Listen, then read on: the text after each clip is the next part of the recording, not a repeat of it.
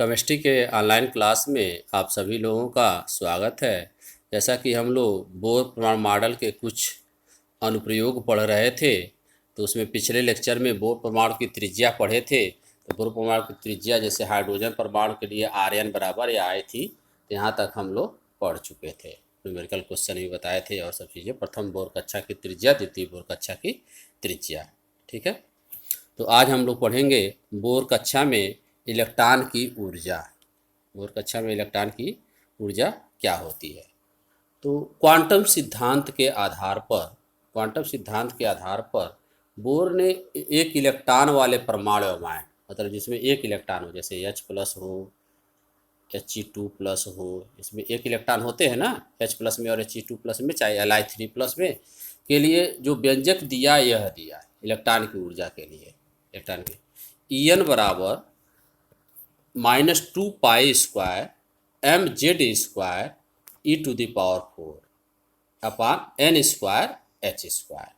पाई का मान जानते हैं, m क्या है, इलेक्ट्रॉन का द्रव्यमान है, z क्या है, यहाँ पे परमाणु क्रमांक है। जैसे m इलेक्ट्रॉन का द्रव्यमान है, z परमाणु क्रमांक है, e इलेक्ट्रॉन का आवेश है, और h आप प्लांक नियतांक जानते ही हैं, जिसकी वैल्यू होती है जो 6.6 × 10⁻⁻27 अर्ग सेकेंड। और जूल में लेते हैं तो h बराबर 6.6, जूल में लेंगे तो h बराबर 6.6 × 10⁻34 जूल सेकेंड होता है। तो यह En दिया गया, यह En समीकरण यहाँ पे दिया गया है ऊर्जा के लिए। आपको सीधे यहाँ पे ड्राइव नहीं दिखाया गया है, सीधे आप क्या करेंगे, याद करेंगे। इलेक्ट्रॉन की ऊर्जा माइनस में होती है, -2π² mz² e⁴n² अपॉन h²। तो इस समीकरण में यदि हम पाई का मान रखें, पाई इलेक्ट्रॉन का द्रव्यमान जानते हैं, ये 9.1 × 10⁻31 kg। ई का मान रखा है, एच का मान रखकर सरल करें तो क्या प्राप्त होगा देखेंगे। जब सरल करेंगे तो यह चीज़ प्राप्त होगा।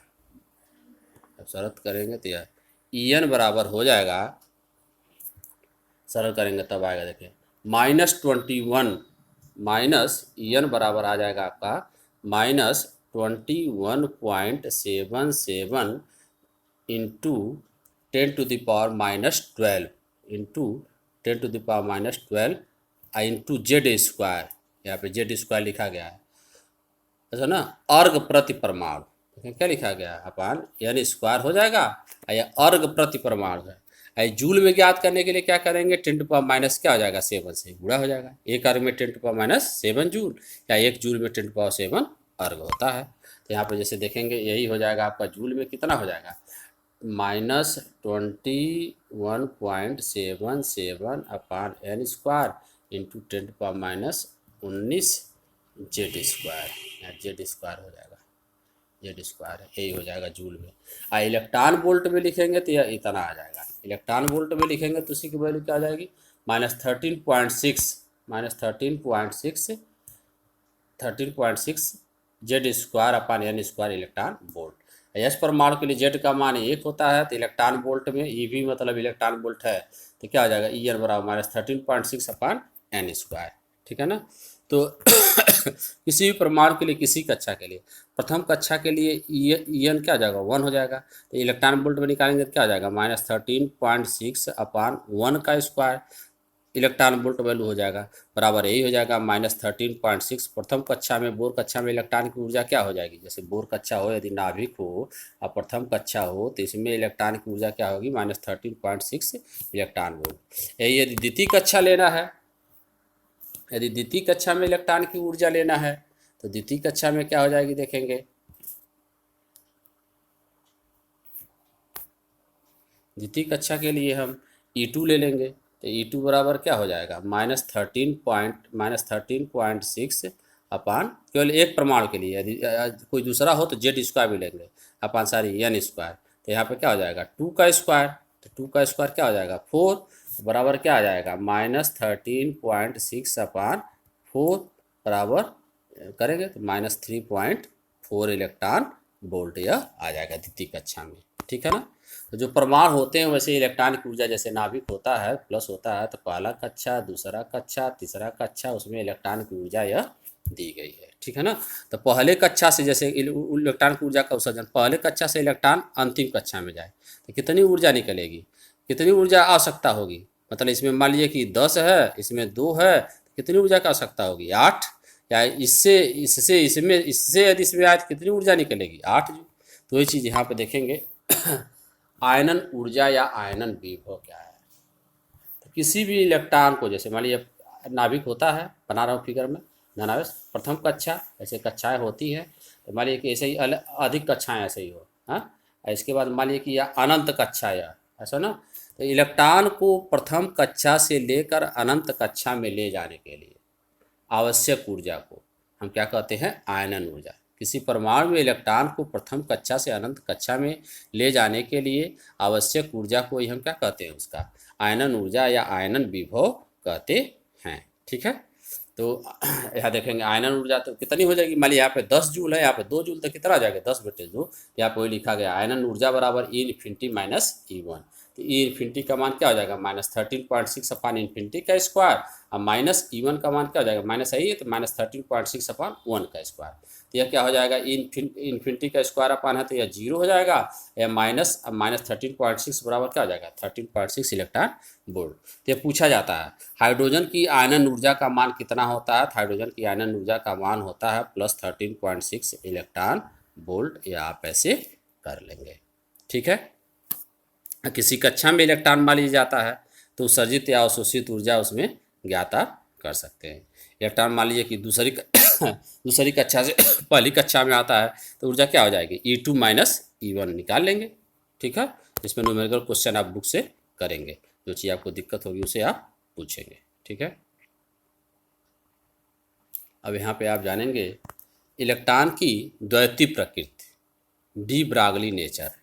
जो गतिशील इलेक्ट्रॉन होते हैं, जैसे नाभिक के चारों ओर जो गतिशील इलेक्ट्रॉन होते हैं ऐसे, तो दो प्रकृति प्रदर्शित करते हैं। इलेक्ट्रॉन इसमें गति करते हैं ना, इलेक्ट्रॉन जो होते हैं वो दो प्रकृति प्रदर्शित करते हैं। एक कण की भी प्रकृति प्रदर्शित करते हैं और एक तरंग का भी प्रदर्शित करते हैं। ठीक ना, मतलब कण के रूप में भी चलते हैं तरंग। मतलब इलेक्ट्रॉन एवं अन्य गतिशील कण, कोई भी गतिशील कण होगा, इलेक्ट्रॉन होगा या गतिशील सूक्ष्म कण क्या होता है, कण प्रकृति के साथ साथ, मतलब कण का गुण क्या होता है, जैसे परमाणु के प्रारंभिक जो मॉडल दिए गए हैं, इलेक्ट्रॉन, जैसे इलेक्ट्रॉन की खोज, इलेक्ट्रॉन अति सूक्ष्म ऋणावेशित कण है, प्रोटॉन की खोज, न्यूट्रॉन की खोज दिया गया है ना। तो कण प्रकृति की व्याख्या करते हैं, जैसे इलेक्ट्रॉनों के गुण, प्रोटॉनों के गुण आप पढ़े होंगे, है। तरंग प्रकृति की भी होता है, जैसे प्रकाश का परावर्तन, विवर्तन, विवर्तन, ये सब चीज़ें। तो इलेक्ट्रॉन क्या होता है, और गतिशील कण, इलेक्ट्रॉन एवं अन्य गतिशील कण जो होते हैं, इलेक्ट्रॉन एवं अन्य गतिशील कण जो होते हैं, वे कण प्रकृति के साथ साथ तरंग के भी गुण प्रदर्शित करते हैं। इसे ही द्रव्य की हम द्वैती मतलब डुअल नेचर, मतलब दो नेचर, डुअल नेचर मतलब क्या होता है, दो नेचर कहते हैं। तो मतलब कण प्रकृति के साथ साथ किसी गतिशील कण की वह प्रकृति जो कण और तरंग दोनों के गुण प्रदर्शित करता है, उसी को हम क्या कहते हैं, द्वैती प्रकृति, मतलब डुअल नेचर होता है। और द्वैती प्रकृति की व्याख्या सर्वप्रथम दी ब्रागली, एक फ्रांसीसी वैज्ञानिक थे, दी ब्रागली ने सबसे पहले इसकी गणना की थी। तो उन्होंने किसी गतिशील कण के तरंग दैर्घ्य की गणना के लिए एक सूत्र दिया, जिसे हम दी ब्रागली समीकरण कहते हैं। तो क्या सूत्र दिया, lambda equal to H upon P. P यहाँ पर संवेग है, संवेग बराबर क्या होता है, द्रव्यमान इंटू वेग, कहते हैं संवेग, द्रव्यमान और वेग के गुणनफल को क्या कहते हैं, संवेग। तो H upon M B, H आपका प्लांक नियतांक है ही, और पी आप संवेग है, तो द्रव्यमान इंटू वेग, तो एम द्रव्यमान हो गया, बी क्या हो गया, गतिशील कण का वेग हो गया। ठीक है। दी ब्रागली समीकरण की उत्पत्ति आखिर कैसे हुई, दी ब्रागली समीकरण की उत्पत्ति कैसे हुई देखेंगे यहाँ पे। तो दी ब्रागली समीकरण की कैसे उत्पत्ति हुई, माना एम द्रव्यमान का एक कण भी वेग से गति करता है तथा लेमडा तरंग दैर्घ्य की तरंग उत्पन्न करता है। तो प्रकाश की द्वैती प्रकृति के लिए प्लांक समीकरण आप जानते हैं, E equal to H upon lambda. Einstein समीकरण जानते हैं, E बराबर mc²। तो दोनों समीकरण यह बराबर हो जाएंगे, मतलब हम क्या लिख सकते हैं, mc² बराबर hc अपान लेमडा। तो लेमडा बराबर क्या हो जाएगी, देखेंगे यहाँ पे h अपान mc हो रहा, लेमडा बराबर देख लो उसमें हो जाएगा ना, सी और सी, एक सी और सी कट जाए। तो एच अपान एम सी आई, इसी को हम सी क्या प्रकाश का वेग है। कण के लिए जैसे वो तो तरंग हो गया, तरंग प्रकाश का वेग प्रदर्शित करेगा। कण के लिए क्या हो जाएगा, सी के जगह पे भी हो जाएगा। तो लेमडा इक्वल टू क्या हो जाएगा, वही lambda equal to H upon M भी हो जाएगा। लेमडा इक्वल टू क्या हो जाएगा, एच अपान एम भी, जैसे यहाँ लिखा गया देखेंगे। यदि पदार्थ भी द्वैतीय प्रकृति रखता है तो विकिरण के वेग c को हम मतलब प्रकाश के वेग को कण के वेग v से क्या कर सकते हैं, प्रतिस्थापित कर सकते हैं। तो लेमडा इक्वल टू क्या हो जाएगा, एच अपान एम भी बराबर एच अपान पी। ये तो आपका हो गया। उसके बाद आप देखेंगे इसमें दो न्यूमेरिकल लगाए गए हैं। एक गतिशील कण की तरंग दैर्घ्य इतना है, गतिशील कण की तरंग दैर्घ्य दिया है, लेमडा बराबर दिया है 300 पिकोमीटर, 300 पिकोमीटर दिया है ना। तो उसके कण की संवेग की गणना कीजिए। तो लेमडा बराबर है यह, तो लेमडा बराबर क्या हो जाएगा, 300 पिकोमीटर, मतलब 300 पिकोमीटर में क्या होता है, एक पिकोमीटर में 10 के घाते -12 मीटर और 10⁻12 मीटर हो गया। और एच बराबर हम जानते ही हैं, एच बराबर हम जानते हैं क्या होता है। तो सूत्र क्या होता है, lambda equal to H upon P, P ही ज्ञात करना उसमें। तो पी बराबर क्या हो जाएगा देखेंगे, पी बराबर एच अपान लेमडा। एच की वैल्यू कितनी होती है, 6.6 इंटू 10⁻34, 34 यहाँ लिखा गया है, 34 जूल सेकेंड है। और लेमडा की वैल्यू क्या है, 300 × 10 के घाते -12 है ना। जब इसको हम सरल करेंगे तो उत्तर आ जाएगा इसका, सरल करेंगे आप इसको, आप सरल कर लेंगे, सरल करेंगे तो उत्तर यहाँ पे लिखा है वही आएगा, इतना देखेंगे। ठीक है, 2.208 × 10 के घाते -24, ठीक है ना, 24 किलोग्राम मीटर प्रति सेकेंड। ठीक है, तो आप देखेंगे इतना उत्तर आएगा। ठीक है, उसके बाद एक प्रश्न और दिया है, एक गतिशील, इसमें देखिए एक इलेक्ट्रॉन का वेग कितना दिया है, 2 × 10 के घाते 7, 2 × 10 के घाते 7 मीटर प्रति सेकेंड है। उसकी तरंग दैर्घ्य की गणना कीजिए। इलेक्ट्रॉन का द्रव्यमान दिया है, आया प्लांक नियतांक दिया है। इलेक्ट्रॉन का द्रव्यमान देखिए 9.1 × 10 के घाते -31 दिया है। अब प्लांक नियतांक का मान 6.6 × 10 के घाते -34 जूल सेकेंड दिया है। तो तरंग दैर्घ्य की गणना के लिए आप लगाएंगे, आप फेयर कॉपी पर लगाएंगे जो मैं बता रहा हूँ उसको समझने के पश्चात। तो लेमडा बराबर क्या हो जाएगा, लेमडा बराबर एच अपान एम भी हो जाएगा, बराबर लगा के आप सरल भी करेंगे कितना उत्तर आएगा। एच का मान कितना होता है, 6.6 × 10 के घाते -34 बटे इलेक्ट्रॉन का वेग कितना होता है, इलेक्ट्रॉन का द्रव्यमान कितना दिया उसमें 9.1 × 10 के घाते -31। अब वेग कितना दिया है देखेंगे, 2 × 10 के घाते 7 × 2 × 10 के घाते 7।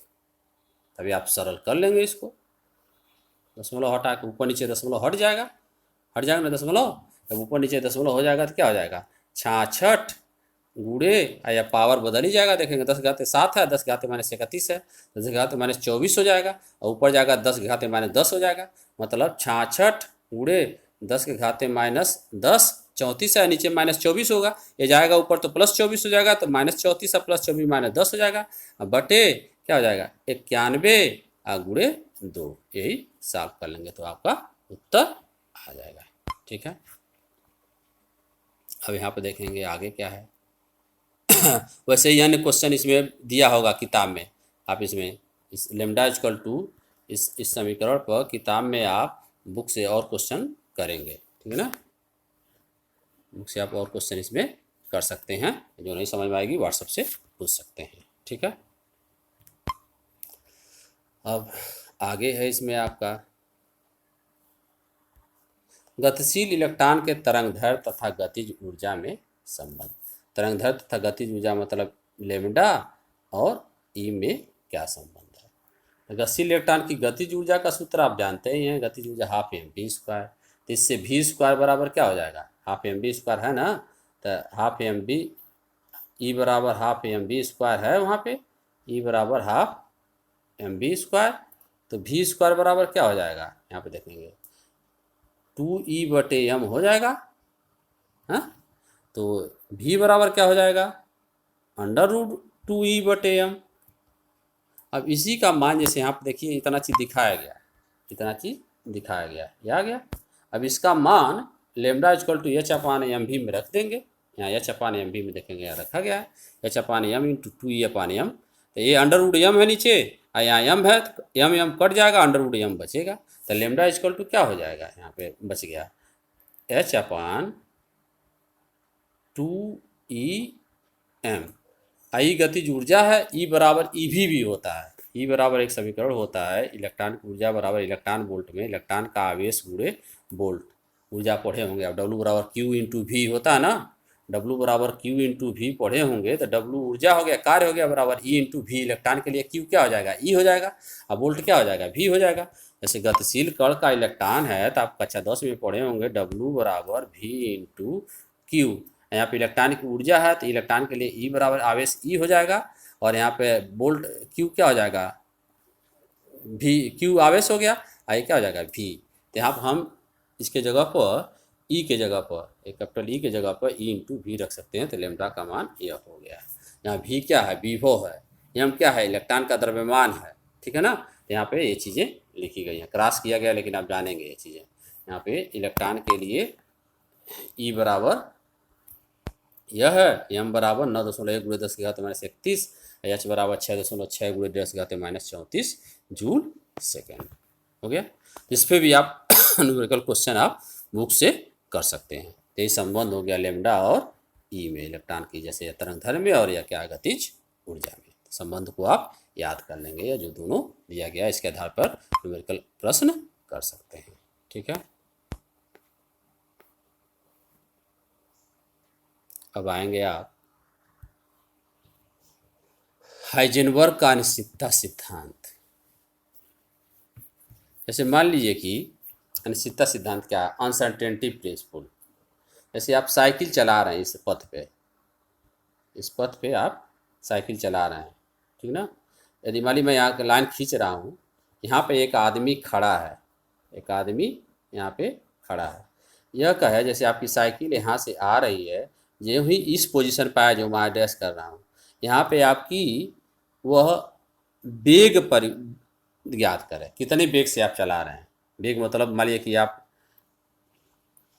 2 मीटर पर सेकंड चला रहे हैं, जितना समय में वेग ज्ञात करने में, वेग ज्ञात करने में मान लीजिए लगेगा 0.01 सेकेंड लगेगा, लगेगा ना। मान लीजिए वेग यहाँ पर ज्ञात करने में लगेगा, उतने देर में क्या होगी, साइकिल आपके इधर कुछ आगे चल जाएगी कि नहीं चल जाएगी। मैं तीर बना रहा हूँ, हाँ, मतलब एक लाइन पे ऐसे चल रहा है आपका, मान लीजिए यहाँ पे यदि हम इस पोजीशन पे कहें कि आपका साइकिल का वेग क्या होगा, तो साइकिल का वेग ज्ञात करने में हमको कुछ समय लगेगा कि नहीं लगेगा, तो कुछ समय लगेगा। जितने समय में क्या हो जाएगी, साइकिल कुछ दूरी चल जाए, जैसे मान लीजिए 10⁻12 मीटर चल जाए, मीटर का इतना भाग सोच लीजिए 10⁻12 मीटर, ठीक ना, मतलब 0.00000012 जीरो का इतना भाग, इतना चलेगी कि नहीं चलेगी। मतलब यदि हम वेग उसका भी को सही सही निकालें, वेग साइकिल गतिशील कण है, मैं साइकिल ले रहा हूँ, जैसे यहाँ पे सूक्ष्म कण की बात होगी, ठीक ना। यदि हम इसका वेग निकालें तो उतने में क्या हो जाएगी, उसकी दूरी परिवर्तित हो जाएगी, नहीं परिवर्तित हो जाएगी। तो वही चीज़ जैसे इलेक्ट्रॉन के केस में, जैसे मान लीजिए इलेक्ट्रॉन है, यह इलेक्ट्रॉन इस पथ पे मान लीजिए कि गति कर रहा है, इलेक्ट्रॉन का वेग क्या होता है, 2 × 10 के घात मान लीजिए प्रकाश के वेग से थोड़ा कम होता है, मान लीजिए 2 × 10 के घात 8 मीटर पर सेकेंड है, इतना वेग है। तो इतना भी मतलब 2 लाख किलोमीटर पर सेकेंड है ना इलेक्ट्रॉन का वेग, सपोज करिए। तो जब हम यह करेंगे कि इलेक्ट्रॉन जैसे जो है यहाँ पर आए, जो मैं लाइन खींच रहा हूँ वैसे यहाँ पर आए, तो हम उसका वेग ज्ञात करेंगे, कितने वेग से वो गति कर रहा है। तो जितने समय में वेग ज्ञात करेंगे उतने समय में इलेक्ट्रॉन कुछ दूरी चल जाएगा, नहीं चल जाएगा। जैसे मैं तीर बना रहा हूँ, ठीक ना, मान लीजिए यहाँ से यहाँ चला जाए, यहाँ चला है, तो यदि हम उसका वेग सही सही निर्धारण कर रहे हैं तो उसकी स्थिति, तो वेग को यहाँ पे डेल्टा वी से प्रदर्शित किया जाएगा सही से निर्धारित, और स्थिति को डेल्टा एक्स से, या स्थिति चेंज हो जाए, मतलब वेग भी डिसाइड कर रहे हैं तो उसकी स्थिति क्या होगा, चेंज हो जाए, ठीक ना। तो ये अनिश्चितता है, मतलब यदि हम वेग उसका सही से निर्धारित करेंगे तो उसकी स्थिति क्या हो जाएगी, अनिश्चित हो जाएगी। यदि यही इलेक्ट्रॉन के लिए गतिशील जो इलेक्ट्रॉन है, हम कहें कि उसकी यहाँ पे स्थिति निर्धारित करें, तो स्थिति निर्धारित करेंगे तब तक इलेक्ट्रॉन का वेग क्या हो सकता है, बढ़ भी सकता है, घट भी सकता है। वाले यदि हम एक्स निर्धारित करें तो उसका भी निर्धारित नहीं होगा। स्थिति को यहाँ पोजीशन इसी को कहते हैं, पोजीशन को एक्स से प्रदर्शित किया गया है, वी वेलोसिटी है, वी क्या है, वेलोसिटी है। तो ये अनसर्टेनिटी है, मतलब कोई भी गतिशील कण हो, सूक्ष्म कण, अब दिमाग में सोचे जैसे इलेक्ट्रॉन, प्रोटॉन और न्यूट्रॉन, तो कोई भी गतिशील सूक्ष्म कण होगा, यदि हम उसकी वेग सही सही निर्धारित करें, वेग ठीक ठीक निर्धारित करें, तो उसकी स्थिति में अनिश्चितता होगी, ठीक ना। और यदि हम स्थिति ठीक ठीक निर्धारित करेंगे तब तक वेग क्या हो जाएगी, उसकी परिवर्तित हो जाएगी, तो वेग में अनिश्चितता होगी। तो यही यह सिद्धांत कह रहा है। इस सिद्धांत के अनुसार किसी गतिशील कण जैसे इलेक्ट्रॉन, प्रोटॉन, न्यूट्रॉन आदि की स्थिति और संवेग या वेग, मतलब संवेग या वेग एक ही चीज़ है, संवेग क्या हो जाएगा, एम इंटू वी हो जाएगा, तो वेग ज्ञात करेंगे तो संवेग भी हो जाएगा। तो किसी गतिशील कण की स्थिति और वेग दोनों का एक साथ यथार्थ मतलब एग्जैक्ट सही सही निर्धारण क्या है, असंभव है, ठीक है ना। तो ये चीज़ यदि मान लीजिए कि स्थिति जैसे हम निर्धारित कर रहे हैं, जैसे गतिशील कण है यही, जैसे स्थिति में परिवर्तन यदि हो जाए, मान लीजिए स्थिति हम यहाँ पे वेग निर्धारित कर रहे हैं, तब तक ये वस्तु यहाँ पे चला है, तो स्थिति में परिवर्तन मान लीजिए कि डेल्टा एक्स है। अब वेग में या संवेग में परिवर्तन डेल्टा पी है, संवेग में परिवर्तन क्या है, डेल्टा पी है। तो गणितीय रूप में इसको ऐसे लिखा गया है, delta P into delta X greater than, मतलब delta P into delta X greater than equal to H upon 4 पाई।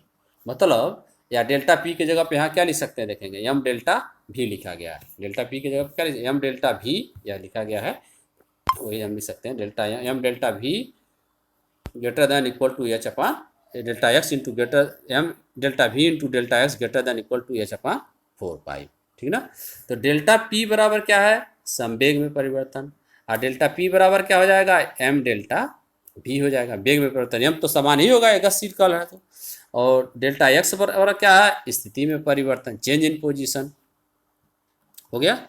और डेल्टा भी क्या है इसमें, डेल्टा भी क्या है, वेग में परिवर्तन, ठीक है। तो इस सिद्धांत के अनुसार यदि हम गतिशील कण की अनिश्चितता लें, ठीक ना, यदि गतिशील कण की स्थिति में अनिश्चितता लें डेल्टा एक्स, और संवेग में अनिश्चितता लें डेल्टा पी, तो या तो इसका मान एच अपान 4 पाई के बराबर होगा, या तो इसका मान एच अपान 4 पाई से क्या होगा, अधिक होगा। एच का मान जानते हैं 6.6 अपान इंटू 10⁻34, आप 4 पाई निकाल लेंगे, मान आएगा ना कुछ एच अपान 4 पाई का निकालेंगे, तो बोला एच अपान 4 पाई का मान निकालेंगे क्या हो जाएगा, 6.6 इंटू 10⁻34 बटे 4 इंटू 3.14। इसका मान इतने से क्या होगा, या तो बड़ा आएगा या तो क्या आएगा, बराबर होगा, ठीक है। यहाँ पे एच क्या है, इसमें प्लांक नियतांक है, ये दिया गया है यहाँ पे। यदि गतिशील कण का हम स्थिति ठीक ठीक निर्धारित करेंगे, तो उसके वेग में, जैसे मान लीजिए गतिशील कण है यह, यदि हम उसका स्थिति यहाँ पर निर्धारित करें तब तक वेग परिवर्तित होकर इधर दूसरी जगह चला जाएगा। या यदि हम यहाँ पे वेग निर्धारित करें सही सही, तब तक उतने समय में क्या हो जाएगा, उतना सेकंड लगेगा ना, मतलब मान लीजिए वेग निर्धारित करें हमें 10⁻5 सेकंड लग रहा है, 10⁻5 उतने में दूसरी जगह चला जाएगा कि नहीं चला जाएगा। तो एक चीज़ ठीक ठीक निर्धारित करेंगे तो दूसरी चीज़ क्या हो जाएगी, अनिश्चित हो जाएगी। इसीलिए इसका नाम है अनिश्चितता का सिद्धांत, और इसकी खोज किया था हाइजेनबर्ग ने। इसकी खोज किसने किया था, हाइजेनबर्ग। इंग्लिश में इसीलिए से बोलते हैं हाइजेनबर्ग्स अनसर्टेनिटी प्रिंसिपल, ठीक है। ये तो हो गया। इस पर कुछ न्यूमेरिकल क्वेश्चन, आप न्यूमेरिकल क्वेश्चन लगाते समय जैसे delta P into delta X greater than equal to H upon 4 pi दिया है ना, तो न्यूमेरिकल क्वेश्चन लगाते समय केवल बराबर का चिन्ह लगते हैं। मतलब यदि हम लगाना है डेल्टा एक्स ज्ञात करना है इसमें, तो डेल्टा एक्स बराबर क्या हो जाएगा, देखेंगे डेल्टा एक्स बराबर लिखेंगे तब H upon 4 pi delta P, ठीक ना। न्यूमेरिकल क्वेश्चन लगाते समय केवल बराबर वाला साइन लेते हैं। या मान लीजिए कि यही हो delta X into M delta V greater than M delta V greater than equal to H upon 4 pi हो, तो इसमें भी आप वही चीज़ करेंगे, केवल आप बराबर वाला चिन्ह, इस दोनों जो सवाल इसमें जो दिया गया है फार्मूला, इसमें बराबर वाला चिन्ह ही आप लगाएंगे, ठीक है। तो इसमें कुछ न्यूमेरिकल क्वेश्चन भी इस पेज पे देखेंगे दिया जा रहा है।